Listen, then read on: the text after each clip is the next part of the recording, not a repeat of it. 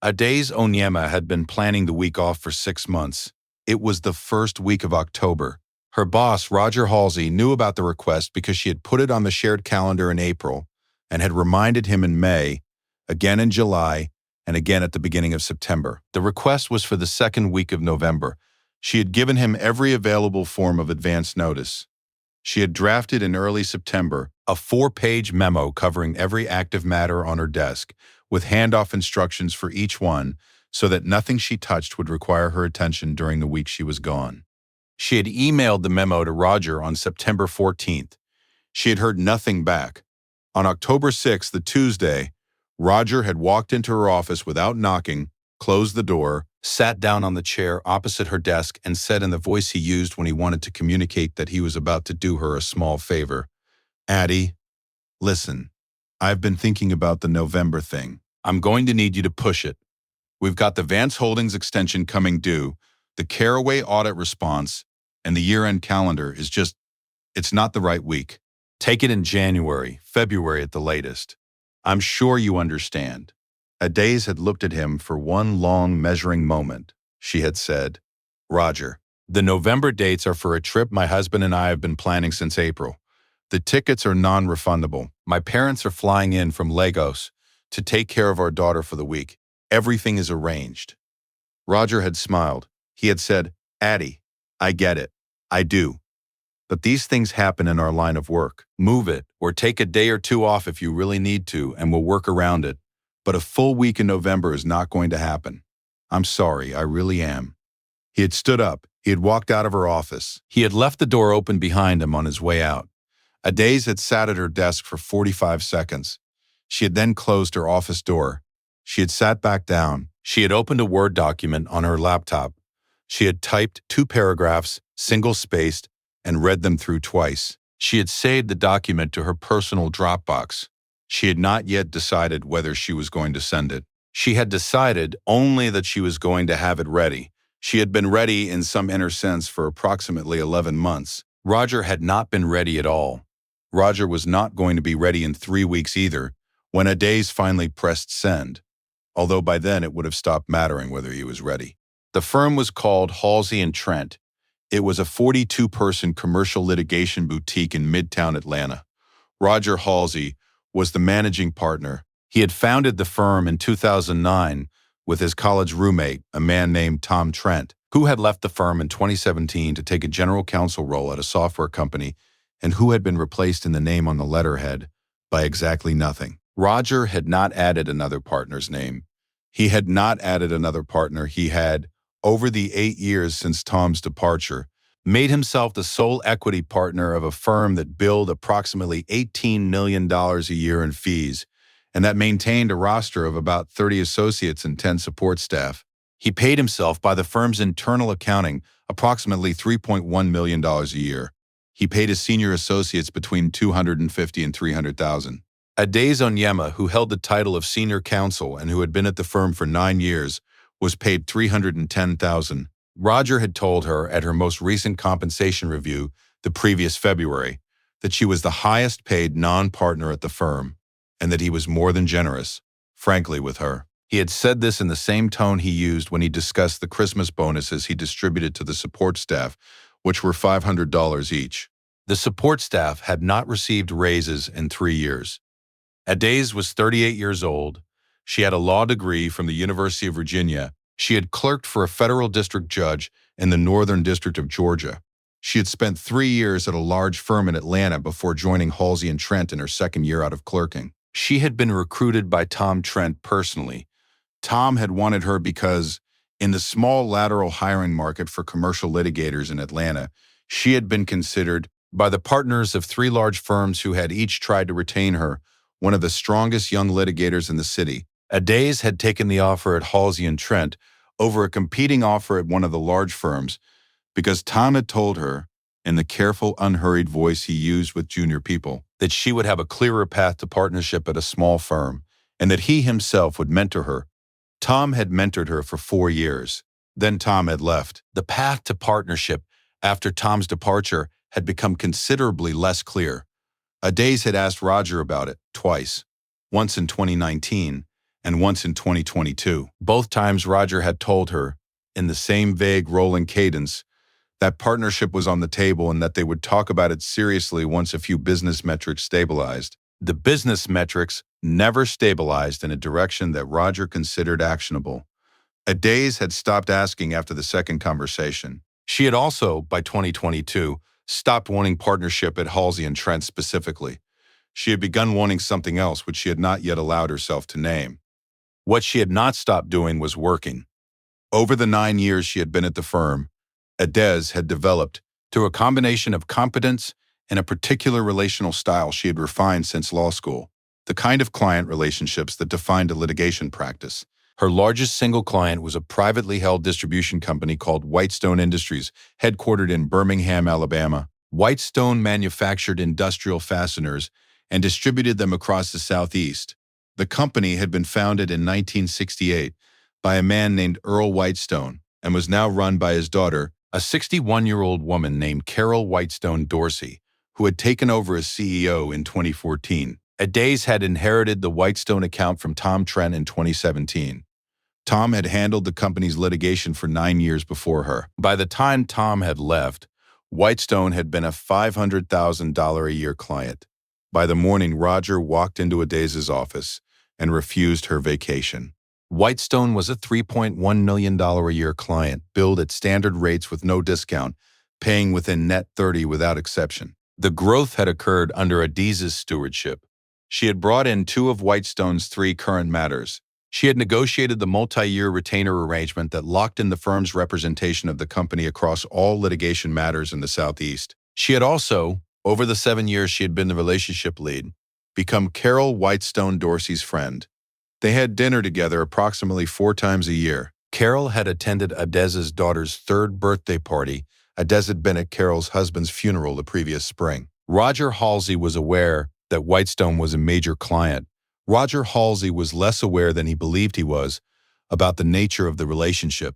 This was the deficit in Roger's understanding that turned out, in the careful, unhurried way these things sometimes turn out, to be the actuarial center of his entire firm. Adaze did not send the email that Tuesday afternoon. She did not send it that week. She thought about it. She talked about it with her husband, Femi, who was a structural engineer and who had heard her think about leaving for the past 3 years, and who had, in the same patient, careful way, for the same 3 years, told her that he would support whatever decision she made and that he had no opinion he wished to influence her with. She thought about it during the weekend. She thought about it on her runs. She was not, in any sense, surprised that Roger had refused the time off. She had known, by the second reminder in July, that the request was going to be inconvenient for him. She had calculated, in the small, careful accounting she had been keeping on her own behalf for the previous year, that the request was a test. She had been curious to see what he would do with it. He had done what she had expected him to do. The expected outcome had not made the result less clarifying. She had been telling herself for a year that she was not ready. The conversation in her office on Tuesday had ended that argument. She sent the email the following Thursday morning, October 22nd, at 9:14 a.m. The email was addressed to Roger, with copies to the firm's chief operating officer and to the head of human resources. It was 3 sentences long. It said, "Roger, please accept this as my notice of resignation from Halsey and Trent, effective November 5th, 2 weeks from today. I will provide a transition memo by end of business Friday covering every active matter on my desk, including detailed handoff recommendations for each client. I am happy to be available for reasonable transition questions for up to 30 days following my last day at the firm." She signed it Adaze. She did not give a reason. She did not need to. Roger received the email at 9:14. He read it 3 times. He walked from his office to hers at 9:21. He found Adaze on a call. He waited outside her door. When she emerged at 9:38, he asked her to come into his office. She followed him. He closed the door. He sat down behind his desk. He smiled. He said, "Addie, listen, let's talk about this. I clearly handled the November thing badly. Let me make it right. Take the week. Take the whole week. Take an extra week if you want. I was thoughtless about it. I apologize." Adaze had thought he would offer this. She had been ready for it. She said, "Roger, The time off isn't why I'm leaving. The time off is why I knew I was right to leave. They're different things. Roger said, Addie, where are you going? Did somebody recruit you? Tell me who. We can match. I can do better than match. Ade said, I haven't accepted anywhere else. Roger said, then why are you leaving? You're throwing away $310,000 a year. With your billables, you'd be a strong candidate for partnership track at any firm in this city. But partnership track is the long game. You'd start over. You'd be a senior associate for 2 more years. Why? Ade said, Roger, I'm going to be opening my own practice. Roger said nothing for approximately 4 seconds. Then he said, Addie, you're not with respect. You're 9 years out of law school. You'd be solo. You'd have no infrastructure. You'd have no business. Adez said, Roger, I appreciate the conversation. I have a 10 o'clock call. Please give my regards to the team. She had stood up. She had walked out of his office. She had spent the previous 14 months preparing. She had attended weekend continuing education courses on running a small law practice. She had met with an accountant. She had met with an insurance broker. She had spoken with 2 former colleagues who had hung their own shingles and who had been willing to walk her through their first 3 years of mistakes. She had filed the paperwork to incorporate her firm, Onyema Law PLLC. 6 weeks before the Tuesday, Roger had refused her vacation. She had been waiting only for a reason that did not feel like a leap. Roger had given her one. She had told no one at Halsey and Trent. She had not told her own assistant. She had not told the other senior associates. She had decided as a matter of professional discipline that she would do nothing that could be characterized as solicitation of her firm's clients while she was still on the firm's payroll. She intended to leave clean. The transition memo she had emailed on October 23rd, the Friday after her resignation, was 11 pages long. It covered every active matter on her desk, including the 3 Whitestone Industries matters. The memo identified, for each matter, the most appropriate alternative attorney within Halsey and Trent to assume the lead role, the open issues, the upcoming deadlines, the relationships with opposing counsel and with the client contacts, and the strategic posture Ades recommended for the next 6 months. The memo was the most thorough handoff document anyone at Halsey and Trent had ever produced. Roger read it on the Saturday morning after she sent it. He underlined approximately 40 passages. He did not call her. He decided instead to handle the Whitestone relationship personally during the transition. He scheduled a Zoom call with Carol Whitestone Dorsey for the following Wednesday. Aziz worked her final 2 weeks. She completed the handoffs. She had farewell coffees with 2 associates who had become her friends. She did not contact any clients of the firm. She walked out of Halsey and Trent for the last time on Friday, November 5th at 5:47 p.m. She drove home. She had dinner with her husband and her 3-year-old daughter. Her parents flew in from Lagos the following Tuesday. She took the week she had planned. She and Femi drove their daughter and her grandparents to a small lake house they had rented in North Georgia. She did not check email. She did not answer phone calls. She read 3 novels. She slept 10 hours a night. She came back to Atlanta the following Monday, November 15th, and walked into the small office space she had leased 6 weeks earlier on the 3rd floor of a building in the Old Fourth Ward. The space had 2 rooms, a small kitchen, and a window that looked out on a parking lot. She had bought the furniture used. She had set up her laptop. She had hung her bar license on the wall. She had no clients yet. She had not asked for any. She intended to begin slowly. Carol Whitestone Dorsey called Adez's personal cell phone at 11:47 a.m. the following Wednesday, November 17th. Adez had not given Carol her personal cell. Carol had asked the previous summer for a number to reach her on when Adez was traveling. Adez had given it to her. Carol had used it perhaps twice in the 15 months since. The call that Wednesday lasted 14 minutes. Carol opened by asking Adez how her trip had been. Adez answered. Carol asked about Adez's parents. Adez answered. Then Carol said, Adez, I want to ask you something. I had a call from Roger Halsey 2 weeks ago. He told me you had left the firm. He said he wanted to introduce me to the new partner who would be taking over our matters. He spoke for about 45 minutes. He used the word team a lot. He did not, at any point in the conversation, tell me why you had left. I did not ask. because Roger is the kind of man who tells you a great deal in the spaces between the things he is actually saying, and I did not need to hear him say more than he had already said. I am calling because Whitestone has been a client of Halsey and Trent for 19 years. 6 of those years were under Tom Trent. 13 of them were under you. I would like to know whether you have hung out your own shingle, and if you have, I would like to know what it would take to move our work to your firm. Adaze had been ready for the question for 15 months. She had also, on principle, decided not to be ready for it. She had decided at some point during the previous spring that if Carol called, she would not pitch and she would not pursue. She would answer Carol's question honestly, and she would let Carol decide. She told Carol, in the careful, unhurried voice she had used with Carol for 7 years, that she had in fact incorporated her own practice, that she was operating out of a 2-room office in the old 4th Ward, that her hourly rate was the same as it had been at Halsey and Trent, that her infrastructure was small, and that she could not promise the same response times on weekends that she had been able to promise with a 42-person firm behind her. She told Carol that she would be honored to discuss Whitestone's work, but that Carol should not, under any circumstances, feel obligated. She told Carol that she had not contacted any clients of Halsey and Trent, and that she did not intend to, and that the only reason she was having this conversation was because Carol had called her. Carol listened. Carol said, "A daisy. That is exactly what I expected you to say.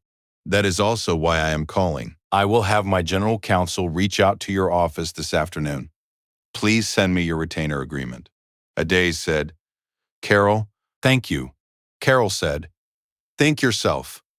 13 years of work brought us here." They had ended the call. Whitestone Industries moved its 3 active matters to Onyema Law PLLC the following week. Whitestone's general counsel handled the formal mechanics of the transition. Halsey and Trent was provided with 30 days' notice and was paid in full for all work performed through the transition date. Adaze did not contact Roger directly. Roger learned of the change when he received a letter from Whitestone's general counsel on the morning of November 24th, 2 weeks after Adaze's last day. The letter was 3 paragraphs long. It cited the standard termination clause in Whitestone's engagement agreement with Halsey and Trent. It expressed gratitude for the firm's 19 years of service. It did not mention Adaze by name. Roger read the letter twice. He set it down on his desk. He sat at his desk for approximately 20 minutes without moving. Then he stood up. He walked to the window of his office. He looked out at the Atlanta skyline. He did not yet have a way of thinking about what had just happened to his firm. The way of thinking about it would come over the following 6 weeks, in stages as the second and third clients followed Whitestone, a regional bank Adaze had worked with for 4 years, and a logistics company whose general counsel had worked with Adaze on a series of contract disputes. By the end of January, Halsey and Trent had lost approximately $4.6 million in annual revenue, which represented roughly 26% of the firm's billings. None of the clients had been solicited. Each had made its own decision. Roger did not handle the loss well. He convened an emergency partners meeting with himself. Since he was the only partner, he sent a long email to the firm's senior associates titled Path Forward, which several of the senior associates forwarded to their own personal email accounts within an hour of receipt, for reasons related to the subsequent job searches they conducted over the following months. By the end of the fiscal year, Halsey and Trent had lost 4 senior associates in addition to the 4 clients. The firm's revenue was projected to decline by approximately 38% for the coming year. Roger considered briefly whether to bring in a partner to share equity and to stabilize the firm's leadership. He decided against it. He had decided against it for the 8 years since Tom Trent had left, and he was by the careful internal accounting that had guided his decisions for those 8 years, not the kind of man who reconsidered such positions under duress. The firm continued at a smaller scale. Roger continued. He did not, in subsequent industry events at which both he and Adaze were occasionally present, attempt to speak with her. She did not attempt to speak with him either. They had nothing left to say. Adaze took the trip with her family in the second week of November as planned. Her parents stayed for 10 days. Her daughter, who was 3, did not understand why her grandparents had come, but understood that the lake was cold and that her mother had read her 4 books in a single afternoon, which was more books than her mother had read her in a single afternoon in approximately a year. Adaze remembered the afternoon afterward as one of the most ordinary days of her life. The ordinariness was the point. She had been working for so long to keep ordinary days from happening that she had nearly forgotten what they felt like. Anyama Law PLLC grew over the following 4 years into a 7-attorney boutique. Adaze added her first associate in the spring after she opened. She added her first partner, a former colleague from her clerkship year who had been at a different Atlanta firm, 18 months later. The firm represented 11 clients by the end of its 3rd year. Whitestone Industries remained the largest. Although the gap had narrowed considerably, Adaze made partnership decisions at her own firm on the principle that she had decided would govern her hiring after her last conversation with Roger Halsey, that the firm would never grow faster than the trust between the people who worked at it. She kept Friday evenings clear of work. She took 2 weeks of vacation a year, planned 6 months in advance, and she granted every request for time off that any member of her firm submitted, on the principle that the inconvenience of a colleague's absence was a small thing measured against the consequences of refusing it. The principle had been, at her former firm, the simplest possible thing for her former boss to have understood. He had not understood it because he had not.